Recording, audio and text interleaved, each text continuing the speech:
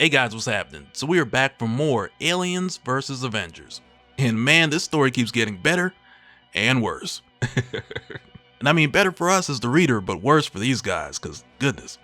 But with that said, if you're enjoying these videos, be sure to drop a like, subscribe if you're new to the channel, and don't forget to hit that bell up top to get all notifications.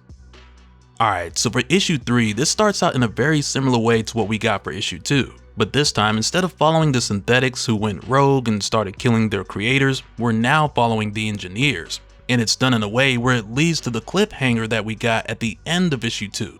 And keep in mind, while we're doing this, we're talking about another universe in another time. So do keep that in mind before we get back to the main story, which is happening in a separate universe. And back in this universe where everything started, we're seeing the same events happen again, but from another perspective. Because in issue 2, when we got the backstory of Mr. Wayland, as well as the reveal of Tony Stark figuring out who Mr. Wayland really was, we found out that he was a synthetic by the name of David A, who went rogue, went after his creator, only to rally more synthetics and go after their creator's creator. And when he found them, he was disappointed. So him and the other synthetics took them out. But once again, this time we're seeing it from the perspective of the engineers, where a group of them saw this attack take place and they took action. And also, because we're following the engineers this time and not the synthetics, we're not given any dialogue as we follow their version of the story. And I mean, at least not any that's legible. But again, we learn what the synthetics did back when we learned the history of Mr. Wayland. And just as a bit of additional context for what's happening here, and how the events of this previous universe affect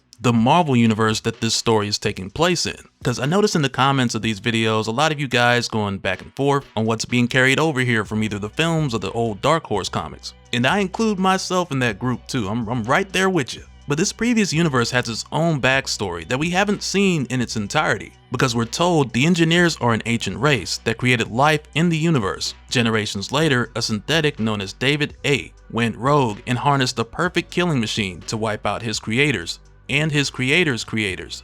But now, the engineers are fighting back. And this is coming off the heels of David A, the synthetic who was originally designed by Peter Wayland, turning on his creators and his creators' creators to launch his xenomorph attack on the Marvel universe that most of this story takes place in. So yeah, when you put all of this together, this shows us why the engineers that we saw at the end of issue 2 were making their way into the black hole that eventually led them to the laboratory just outside of the black hole that we were introduced to in issue 1. So even though there's a lot of similarities between what Hickman's doing here and what we've seen in the films, for example, at its core, it's a very different story. So just think of it as its own thing until we're told differently. But with the engineers making their way to this laboratory where the extinction packages were sent from, one thing we don't know is how many universes the engineers traveled across before making their way here. Because back in issue 2, when we were told that the synthetics believed that they had wiped out all life in their universe, they eventually discovered that there were other universes in countless worlds that they wanted to continue to cleanse. So coming back to what's happening now, with the engineers chasing them down and finding the lab, and realizing that the synthetics have been working here, we don't know how long or how far they've traveled, or how many universes they traveled to. All we're shown is that they're getting very close, very fast. And at this point, they recognize the handiwork of the synthetics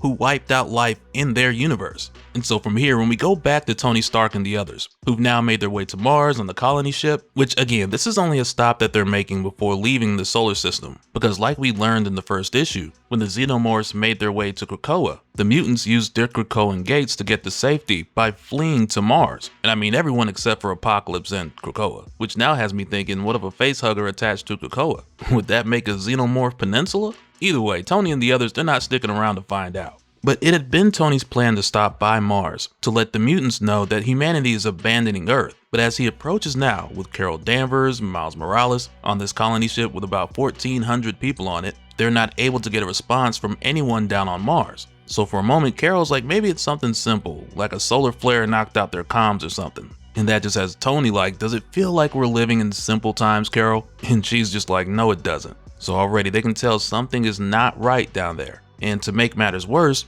because of the damage the colony ship sustained on liftoff, now they have to make this stop. Because at the least, they have to go down there and get the parts they need for repair, regardless of what's happening with the mutants on Mars. And this has Tony like, yeah, we just went from bad to worse.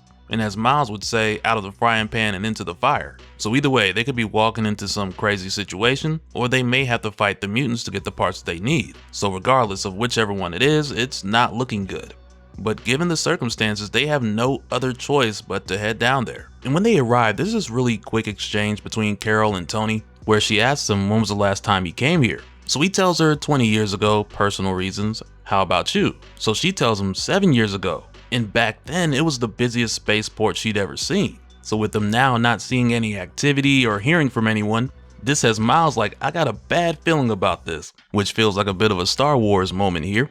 But as Carol and Miles get ready to head down, Tony tells them that he's going too. So Miles tells him like, no offense, but you're in a chair, old man. Not the best choice for a smash and grab. But Tony tells him here, 1, I'm the person best equipped to find the technology we need. And 2, it's not just a chair, it's a suit, as his chair turns into Iron Man armor. And I'm just looking at this like, it just makes sense. Like, why wouldn't Tony, in his older age, have a chair that turns into a suit? So after this, they head down to the surface. And when they do, we head over to Bar Sinister. And I gotta tell you, man, as soon as I saw Bar Sinister on Mars, my mind went back to House of X and Powers of 10. Because when we get here, we see Sinister and all his other Sinisters just flipping out over this face hugger, which he describes as perfection. As he goes on to say, we've spent our entire lives, whatever. We've spent all that time seeking out the possible genetic ends of not just what we are, but what we can be. And in this, we have finally found our answer. This creature is the starting point of a universal extinction machine, while also, quite perfectly, a historical container for the genetic remnants of each of its hosts. And this is where we see why it's so quiet outside, because Sinister's taken all of these mutants and he's kept them in a sort of a perpetual facehugger stasis, because after he talks about the creatures being a historic container for the genetic remnants of its hosts, Sinister goes on to say, yes, it is your end, but it is also your forever. And most of all, the ideal representation of all we have learned about society.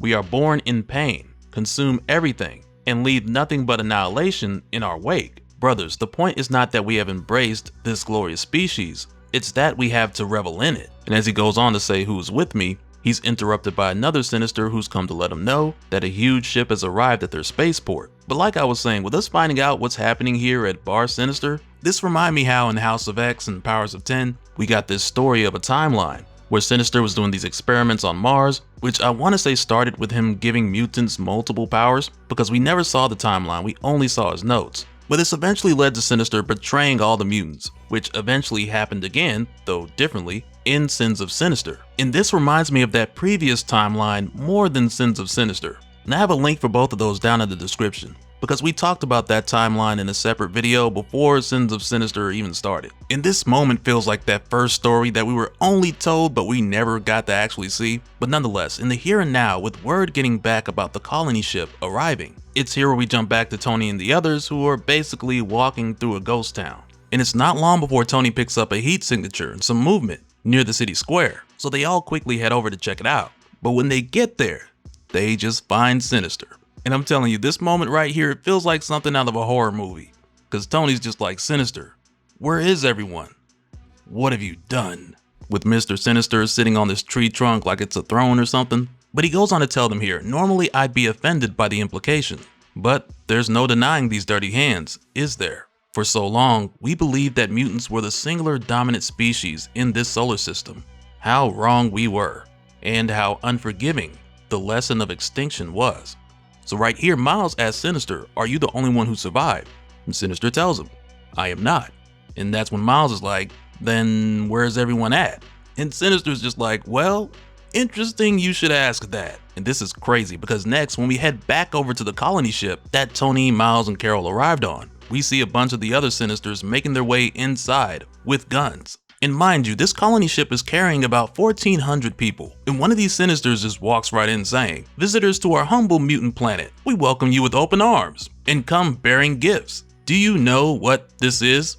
And one of these people are just like, no. So this Sinister lets this thing off, and a facehugger comes flying out right on top of one dude's face. And that's when this Sinister's like, it's a gun, human, a gun that shoots facehuggers. To where from there, these Sinisters just open fire at random. And this leads to Carol getting a distress signal, so Tony patches in so they can see what's going on, and when the feed comes up, the first thing they see is faces getting hugged left and right. Just before another camera shows footage of one of the Sinisters involved in the attack. And that's when Tony looks at Sinister and he's like, how could you do this? And man, Sinister's response here, it is so sinister. And I mean Mr. Sinister, as far as something he would say. Though with that being the case, it also is very sinister. Because with Tony asking him, how could you do this? Sinister goes on to say, oh, I did what I always do. I adapt. I overcome. As these xenomorphs start creeping out from behind him, and we'll see here that it's a lot of them. But he goes on to say, I conquer evolution. I defeat Darwin, like Darwin's theory of evolution. And I just can't help myself. I always side with the winners. And as he's saying this, there are an insane number of xenomorphs closing in on these guys. And it's not long before this pops off. So right here, Tony's like, we gotta push these guys back. We gotta clear the area to create a path for them to get back to the ship. And I mean, even though they've seen things aren't looking good on the ship, they now know that staying here is no longer an option. And even with Tony firing from above, these xenomorphs are able to just climb up the tree and jump onto him. So his situation starts looking real bad real quick. So right here, Carol tells Miles Tony's in trouble. So Miles is like, I'm on it. I'll get Stark. You try and get to the ship. Only for Carol to tell him no. They'll just swarm and pick us off. We need to stick together. And that's when we see Miles say, okay, we'll be right back. And I feel like there's a little more going on here than what we're shown, since Miles has the Venom symbiote on him right now with a facehugger, or at least that's what it looked like a second ago. But nonetheless, in this moment, Carol gets distracted for a second, and that's all it takes for a handful of these xenomorphs to be all over her. But when she blasts one of them that jumps on top of her, the acid blood spills on her face as she falls to the ground. But as she looks up, she sees these bright rings. And mind you, at this point, Carol, she's losing consciousness, so things are getting blurry. But just before she blacks out, she sees Emma Frost, armor, and Wolverine. So right away, Emma's like, she alive? So Wolverine gets closer, takes a sniff, and he's like, yeah. And as Carol's losing consciousness, Logan tells her to hang on because they're gonna get her out of there. But at the same time, she's like, no. But the last thing she hears before blacking out is, we're leaving. And when she wakes up, the first person she sees is Manifold, who tells her not to touch her bandage and that he did everything he could, but man, it's not looking good. So Carol asks here, where are the others? And that's when Emma tells her, we're about 50 clicks from the spaceport you landed at. We caught a glimpse of Spider-Man and Stark before they were overrun. About an hour after we escaped with you, the ship you came in went up in a fireball. There are no others. Captain, you are looking at the sole human and mutant survivors on Mars. So that's when Carol brings up Sinister, and she asks, why don't they kill him? And the thing is, these guys really don't know the answer to that question, not for certain. And Armor's theory is the closest thing they have to go on, as far as what might be the case with Sinister. Because a few days ago, Armor tore in half one of the Sinister clones, and that's when she discovered that he's carrying around one of their eggs in his chest. So her theory is that somehow Sinister's manipulated the incubation cycle. But after explaining this, she tells Carol that's just a guess. If you want to know more, you'll have to ask one of the Sinisters yourself. So Carol starts to get up and she tells them, you know, thanks for the rescue and for patching her up, but she needs to get back out there because she has to know if Tony's dead and she has to know what happened to the others. Because if there's any chance that anyone out there is still alive, she has to get back out there. So Logan tells her that's basically suicide, as he goes on to tell her, myself, Armor, and Emma can't be harmed by these things. Eden is sitting inside his manifold when we travel, so he can't be touched. But you can be. Stay here, let us protect you. And that's when Carol tries to tell Logan that he doesn't understand, but he just tells her, no, you don't, but I do. You see, one killing machine recognizes another. That is death out there.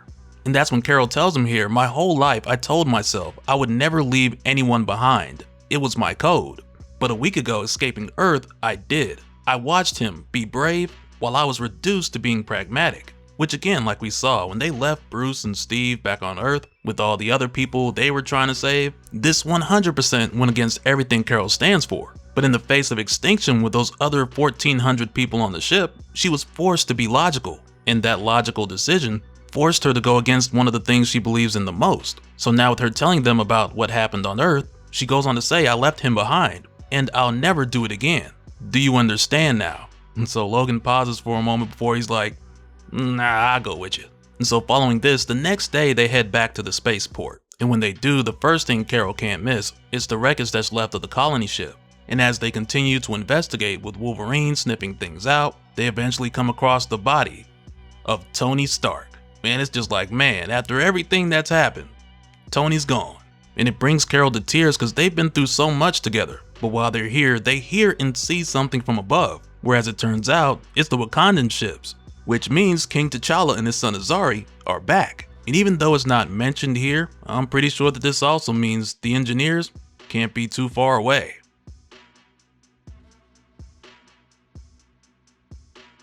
And so now real quick, I want to give a special shout out to all the patrons. Thank you guys for all of your support. And for anyone who's new here, who wants more information on how to support the channel, I got a link below where you can go to patreon.com/dopespill. But that'll do it for this one, guys. Let me know your thoughts down in the comments below, and we'll do it again on the next one. Alright, later.